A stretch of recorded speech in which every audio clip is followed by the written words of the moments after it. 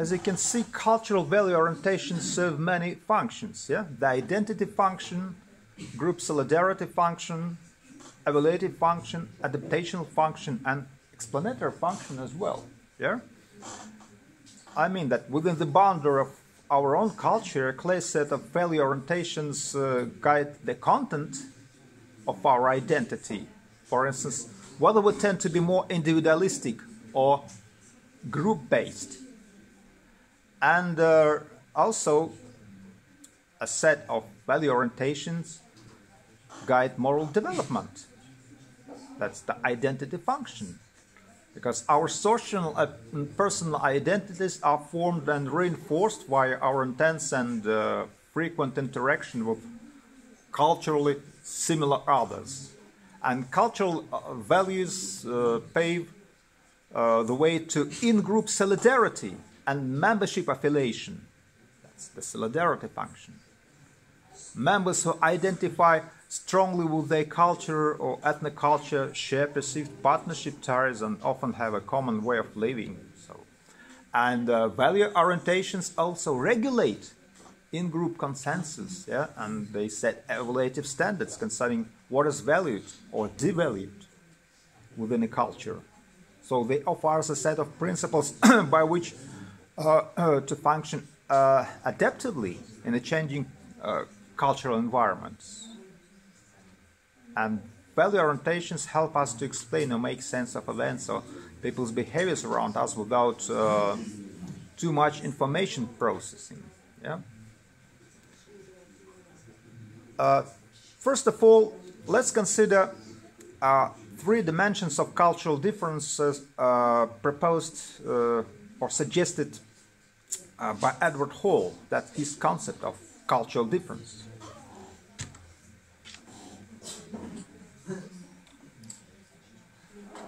Edward Hall was a cultural anthropologist. He argued that culture can be identified when groups use patterned, or learned and analyzable codes of communication. That means that culture is communicatively constructed. And as a matter of fact, Hall brought attention to face-to-face interaction between members of different cultural groups. And also, he introduced the importance of non-verbal forms of communication. Hall focused on contextually specific interactions and brought more attention to the role of contextual factors and nonverbal cues. Yeah? And Hall showed the benefits of microanalysis, studying specific interactions and contextual cues as they affect meanings and behavior about what would be effective conduct in the various countries where they were to be posted. So consider these 3 dimensions. We're going to discuss these dimensions one by one. Low context communication, high context communication, yeah? Low context communication. Patterns of communication that use explicit verbal messages to convey meaning. High context communication. Patterns of communication that draw heavily on context, such as social roles and positions, shared knowledge and experience, and also on non-verbal channels, such as using silence, yeah, tone of voice, distance, yeah, to convey meaning. Also, time schedule orientation, monochronic time, polychronic time, yeah, monochronic time, for instance, characterized by doing one thing at a time, yeah, laying emphasis on schedules and promptness. Activities are compartmentalized and treated in a linear fashion, so we take care of work-life balance, and that's a typical manifestation of our monochronic time, when we claim that time is money, yeah? Polychronic time, characterized by doing many things at a time, emphasis on involvement with people and completion of transactions rather than achievement to preserve schedules. And of course, use of personal space, yeah? Intimate distance, personal distance, social distance, and public distance. These are 4 dimensions. Yeah?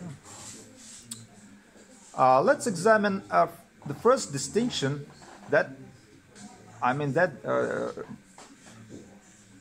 between a high context and low context communication. Hall introduced this distinction in his book Beyond Culture. This book was published in 1976. Beyond Culture. High and low context are ideal types referring to the amount of information directly stated in a communication message versus additional amount needed to understand it. Yeah? By low context communication, we emphasize how intention or meaning is best expressed through explicit verbal messages. By high context communication, we emphasize how intention or meaning can best be conveyed through the context, yeah? The context of verbal message. So, these are 2 primary patterns, yeah? So, low context communication refers to communication patterns of direct verbal mode, for instance, straight talk, non-verbal immediacy, yeah? And sender-oriented values. That means that the sender assumes their responsibility to communicate clearly. In low-context communication, the speaker is expected to be responsible for constructing a clear, persuasive message, yeah? And the listener is expected to be offered with opportunities of decoding this message easily. And high context communication refers to communication partners of indirect verbal mode, self-effacing talk, non-verbal cues, interpret the sensitive values, yeah? And meaning tends to be implicit, less literal. So the listener or interpreter is expected to read between the lines to accurately infer the implicit intent of the verbal message. Also, the listener or interpreter is expected to observe non-verbal nuances. Yeah? That's it. Just consider an example of low context communication. That's a dialogue, yeah, between European American neighbors. It exemplifies low context communication interaction. Yeah? For instance, Jane and Diane. Jane knocks on her neighbor's open window. "Excuse me, it's 11 o'clock already and your high-pitched opera singing is really disturbing my sleep. Please stop your gargling noises immediately. I have an important job interview tomorrow morning and I want to get a good night's sleep. I really need this job to pay my rent." And Diane resentfully, "Well, this is the only time I can rehearse my opera. I have an important audition coming up tomorrow. You are not the only one that is starving, you know. I also need to pay my rent. Stop being so self-centered." And Jane, frustrated, yeah? "I really think you are being very unreasonable. If you don't stop your singing right now, I'm going to file a complaint with the apartment manager and he could evict you." And Diane sarcastically, "Okay, be my guest, do whatever you want. I'm going to sing as I please." So let's try to analyze this dialogue. That's a really clean example of low context communication. You know, the fact is that Jane and Diane spell out everything that is on their minds with no restraints, first of all. Yeah? They communicate openly. They stress the importance of verbal messages. The interaction exchange is direct, to the point, bluntly continuous, and full of face-threat verbal messages. Actually, we can treat this case as the representation of one of the possible low-context ways of approaching interpersonal conflict. This is an unproductive conflict dialogue, yeah? But Jane and Diane might actually turn their dialogue around and obtain a more productive outcome. They might, for instance, identify their common interests, such as urgency of the job search or rent payment due. They might explore other constructive options, such as closing the windows or practicing in another room. So they can use the strength of low context explicit talk in dealing with the conflict issue openly and non-evaluatively. Now let's consider an example of high context communication.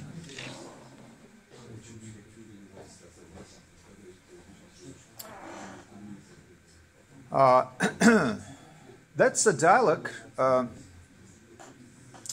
between two Japanese housewives, Mrs. A and Mrs. B. Yeah? Mrs. A, your daughter has started taking piano lessons, hasn't she? I envy you because you can be proud of her talent. You must be looking forward to her future as a musician. I'm really impressed by her enthusiasm. Every day she practices so hard for hours and hours until late at night. Yeah? You feel that there's some implicit meaning and intention. Mrs. B, oh, no, not at all. She's just a beginner. We don't know her future yet. We hadn't realized that you could hear her playing. I'm so sorry I've been disturbed by her noise.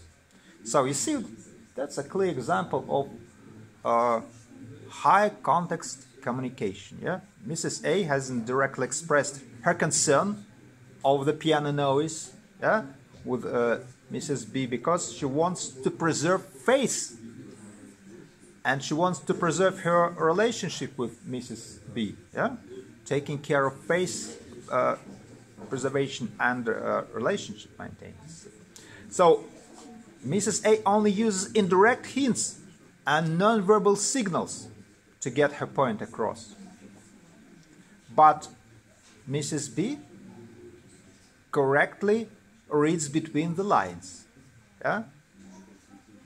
So this scene represents one possible high-context way of approaching interpersonal conflict. Yeah? In high-context conflict situations, even minor disagreement is perceived as a major face-threat situation. If the face or social self-image of the contending parties is not upheld. So,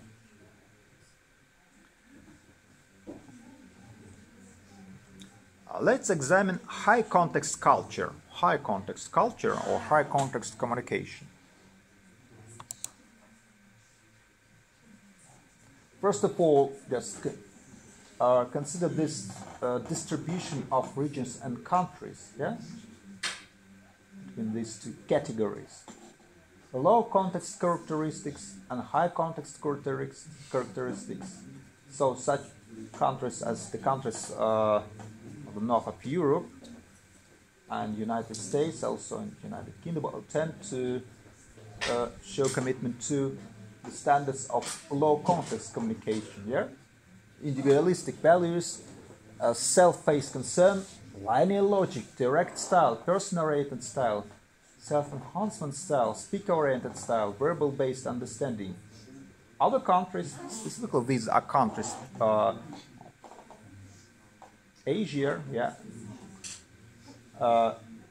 tend to show commitment to high context communication style, so group-oriented values, minimal, mutual face concern, spiral logic, indirect style, yeah? Status-oriented style, self-effacement style, listen-oriented style, context-based understanding.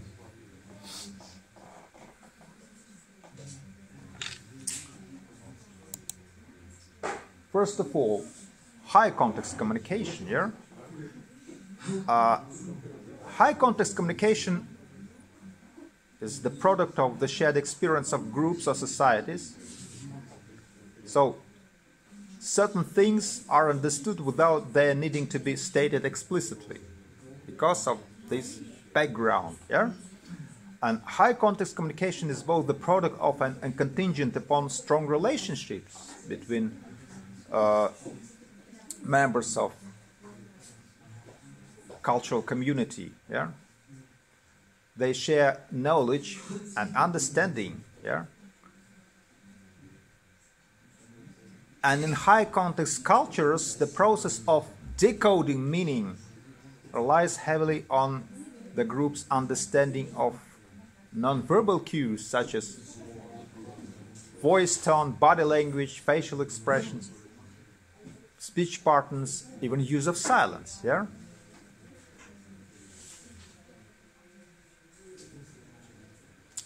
So the precise meaning depends on the context, not just the words. And so high context cultures, they tend to require a great deal of contextual information about individual or a company just before starting any business activities and relationships or participating in some dealings. You know, business is personal. Trust is critical, yeah, to the relationship. And it is difficult to get things done without it. And a significant amount of time may be spent on some rituals here. Just consider, for instance, Japanese greeting rituals, such as business card exchange here. These rituals can be quite elaborate and formal. And compare this with what Anglo-Saxons would consider to be small talk. For example, family issues, food and drink, the weather, and so on. Yeah? So, another peculiar feature of this style of a communication, high context communication, is that information may not be provided in a linear form. It may not move directly to a conclusion through a series of logical steps. There's no place for linear logic, yeah? It is more important to establish the broad context in which the conclusion makes sense. The order in which this contextual information is presented is secondary to the formation of the contextual whole. Besides that, repetition and the linking of already established points to other ideas may be a common element of conversations. I'd like to cite Edward Stewart and Milton Burnett. They claim that for high context communicators, particularly in an East Asian context, silence plays an important role. That's a very good indicator, yeah, of high context communication culture. It is active, not passive. Silence in Asia designates thought, not disengagement. Rushing to feel a silence may be considered pushy or impulsive or even emotional. Silence can also be a strategy for helping others to save face, taking advantage of another's impatience or leaving options open. You know, for example, a contemporary researcher, Ting Tumei, studied Chinese immigrant families in the United States, and her ethnographic studies indicate that, for example, traditional Chinese parents tend to use talk to elicit obedience and conformity from their children, and they tend to use silence to indicate displeasure or disapproval. Yeah? And modern Chinese parents, on the other hand, use talk to increase closeness and intimacy. and they use silence to signal attentive listening and understanding. Yeah? So, in conducting business in high context culture, it is important not only to communicate your own and your company's expertise, but also it is important to provide your own and your company's contextual frame, education, work, background, family, political, social connections, philosophical beliefs, affiliations, and experience. Yeah?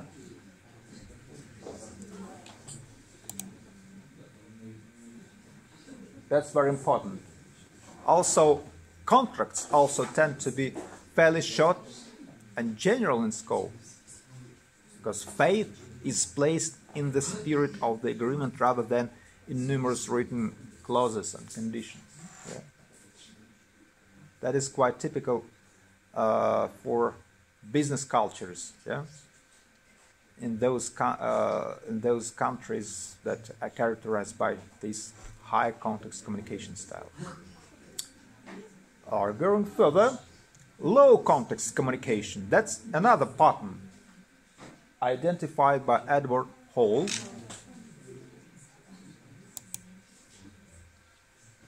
Low context cultural environments. Yeah?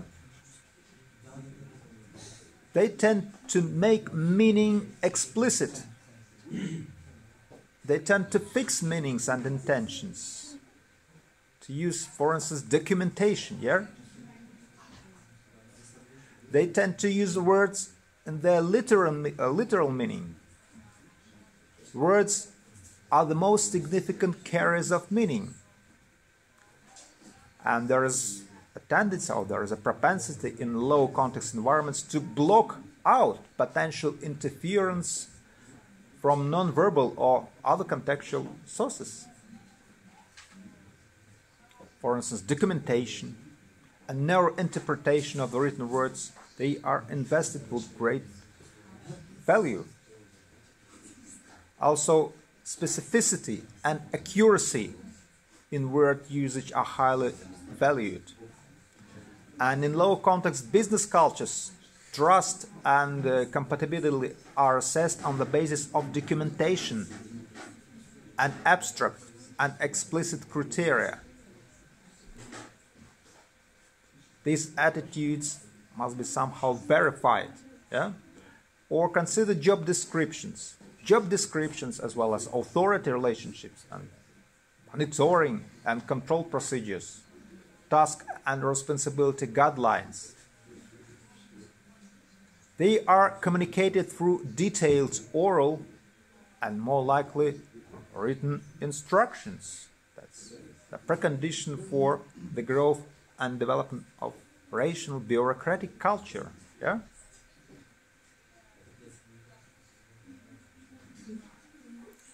Of course, good interpersonal relationships are highly valued, yeah, and they can be considered. They actually considered desirable, but they are not deemed essential to the flow of information or to communication processes in general. Yeah. So, what about low context communicator? Yeah? A low context communicator is likely to be disturbed by too much contextual information. It is deemed irrelevant. It can be frustrated when vital information or decisions are not put in writing. Compared with a high context communicator. A high context communicator, on the other hand, may find a low context approach rude and disrespectful. Yeah? And low context business culture significantly influences the usage and efficacy of communication technology and media in global communication process. For example, email tends to rely on verbal and literal skills, favor a low context communicator. And email is likely to be preferred form of communication in a low context organization, as well as memorandums and other forms of written communication. And a low context communicator will favor opportunities for a face-to-face meeting or any medium that enables a more complete contextual reading of the situation. Next, another very important cultural dimension, I mean the dimension which exemplifies a set of cultural differences, our treatment of time, yeah, or time patterns that may turn out to be different, monochronic and polychronic.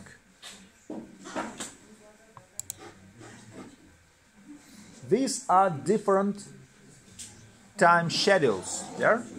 Because time is a key element of human existence.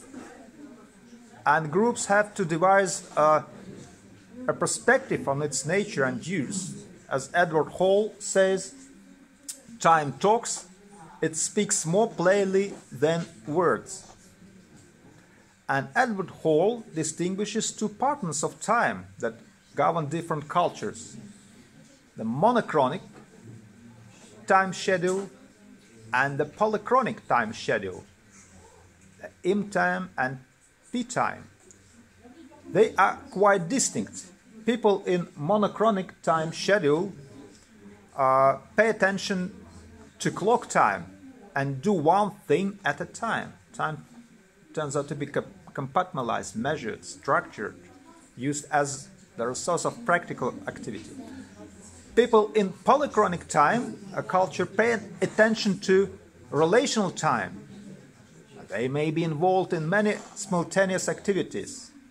And following Edward Hall and others, William Garricanst and Stellarting Toomey identified two dominant time patterns and tried to explicate those patterns, monochronic time and polychronic time. So, for instance, monochronic time schedule is of primary importance because actually we are basically people of Western cultures, yeah? And so monochronic time schedule, it refers to cultures and contexts in which time is seen as being very important, yeah? It is characterized by linear pattern. The time is a resource of practical activity. M time can be divided into segments. It is compartmentalized, it is scheduled, yeah? So we tend to be concentrated on one thing at a time. And in organizations, you know, the emphasis is laid on the use of time schedules and appointments. So time is viewed as something that can be controlled or wasted by individuals or used as the resource, yeah? And people tend to do one thing at a time. That's the most prominent feature, yeah, of this monochronic time schedule. And you know, monochronic cultural environments place a high value on doing one task at a time, and this is manifested by lots of sayings such as everything has its time and place, or one after the other, yeah. The focus is on one particular issue, subject or relationship, and the step-by-step performance of tasks is the model of organizing workflow. Meetings, business meetings, yeah, will tend to be highly focused with a set of agenda, with a time frame for each item.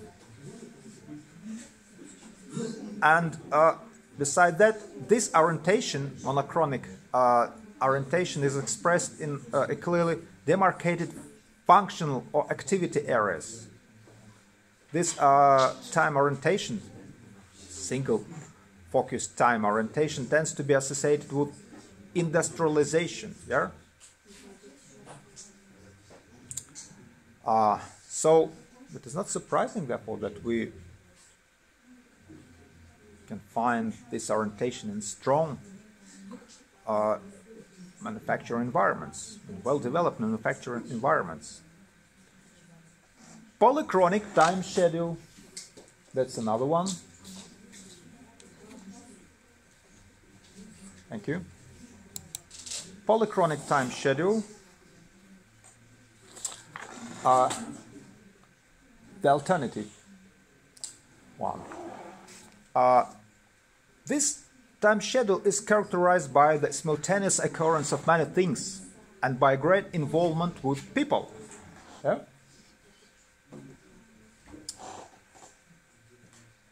According to Edward Hall, there is also more emphasis on completing human transactions than on holding to schedules. Yeah? For example, two polychrome Latins conversing on a street corner would likely opt to be late for their next appointments rather than abruptly terminate the conversation before it came to a natural conclusion. That's how Edward Hall,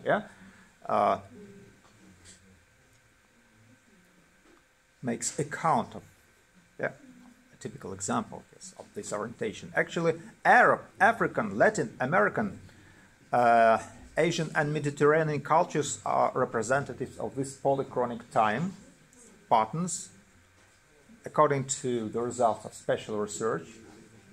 For instance, according to Pennington and his research, for many Africans, time is viewed in the context of establishing a complexity of balanced relationships. Just consider these relationships, a really complex set of relationships. Time is used to establish a relationship with the Supreme Being, to establish a relationship of continuity between the present and past generations, to establish a relationship with nature and the forces of one's environment, nature, and to create group harmony and participation among the living. And this, polychronic orientation is very functional in both pre-industrial and post-industrial environments, particularly global organizational matrix structures, because they value both the ability and the flexibility to satisfy multiple demands, and they rely on relationships. This rely on relationships is really critical in these environments. Multi-focused social environments, the completion of tasks and the accomplishment of goals tend to rely on strong relationships rather than on abstract plans. So now let's make a kind of comparison. People that follow monochronic time patterns, they usually engage in one activity at a time. They compartmentalize time schedules to serve personal identity needs, and they tend to separate task-oriented time from social emotional time. So for M-time people, time is a tangible commodity. It can be used as a resource. For instance, time is money. That's the manifestation of such monochronic disposition. People that follow P-time, polychronic orientation, they tend to engage in multiple activities, as I already said, and actually they engage in multiple activities at the same time. And for example, in China, the doctors can simultaneously be treating their patients while talking with visiting relatives about unrelated medical topics. So polychronic time people tend to hold more fluid attitudes toward time schedules and appointments. And they tend to blend social, emotional time with task accomplishment. So members of individualistic cultures tend to follow M-time pattern. Members of collectivistic cultures tend to follow the P-time pattern.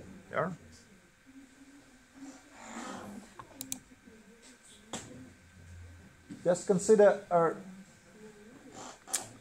the characteristics of monochronic time and polychronic time.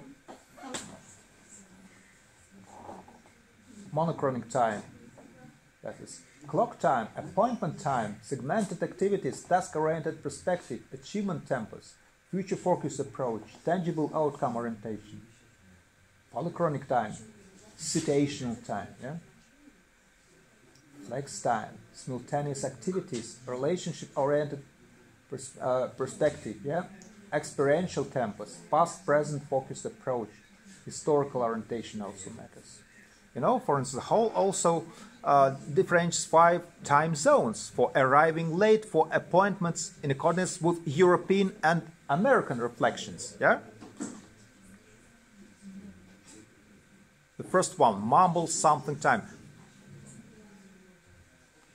He means that for people who follow these monochronic time schedules stringently, their working unit of time is the 5-minute block. If they're 5 minutes late for an appointment, they mumble something. So mumble something time is 5 to 10 minutes late approximately. If they're 15 minutes late, a block of time representing 3 significant units, they are expected to make a slight apology. And for Arabs, for instance, 15 minutes is typical working unit of time. And you can see it is absolutely different, yeah? If Europeans are 30 minutes late, they are expected to offer a serious apology, yeah, with a persuasive reason for their lateness. For other countries, such as some of the Arab and Latin American cultures, not only practical and social, but also a historical time perspective is important. For example, Arab culture, it has 6,000-year history, and many Arabs will address the historical aspects of a situation before addressing the cultural issue. And another very important dimension, yeah, for instance, if, as I told you, if Arab visitors are 30 minutes late, their mindset may indicate 2 units of delayed time. They may not even mumble something to express an apology, yeah? Especially when the reason concerns taking care of family or kinship affairs. And of course, they will expect understanding from those who are waiting for them. Yeah? If we try to project those differences on individualistic and collectivistic cultures, so individualistic cultures are clock time oriented and short-term goal oriented. Collectivistic cultures are relationally oriented in their time attitude and historically oriented in terms of long-term goal planning. Now, space. That's another very important item. So, women categorizing cultures according to the distinction they make in their use and demarcation of space. Yeah? The use of physical space, distance, for instance, between individuals in conversations. And another dimension is that of using psychological space. Yeah? The sphere of influence and authority that we claim as ours. Yeah? So, consider public-oriented cultures. Public-oriented cultures are those cultures that value open access and accessibility. Yeah?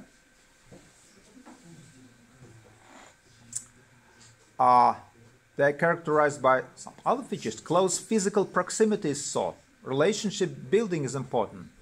Information is shared on a good-to-know basis. Yeah? Collaboration and connectedness tend to be supported by a public orientation.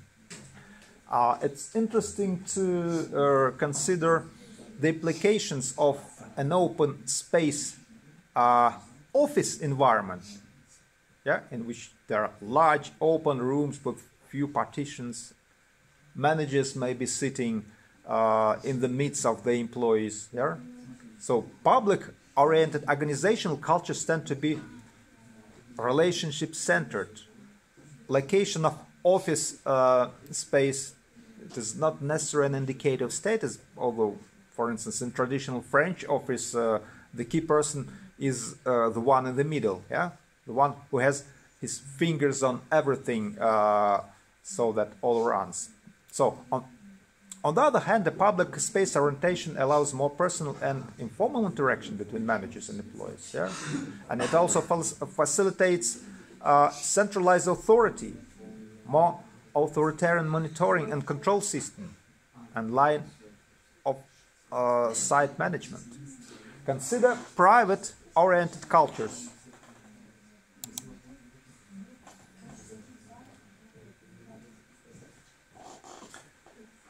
These are cultural environments that value the clear demarcation of boundaries, yeah, and their respectful treatment. So people in those cultures value the maintenance of interpersonal distance from one another, physical, psychological, social, yeah. And in such environments, information tends to be shared on a need-to-know basis, yeah. It is not the principle of free and open access to sources of information. Discretion is valued highly in interpersonal and organizational relationships. And in terms of workspace, yeah, in terms of workspace, private-oriented cultures are characterized by individual offices or rooms divided by partitions or cubicles. Yeah. You know, there is an increased emphasis on closed-door meetings with minimal interruptions, and if one intends to enter private workspace, he or she should ask for permission. In terms of personal space, cultures can be differentiated by the distance considered to be acceptable for conducting business. In the West, people tend to stand farther apart and tend not to touch during conversation. Yeah? For instance, a comfortable social business distance for the representatives of Asian cultures, as well as for Latin Americans, would be equivalent to a personal or intimate distance for the most United States Americans and Western Europeans, and touching would be frequent. That's an interesting thing. You know, we should also consider psychological boundary regulation and environmental boundary regulation.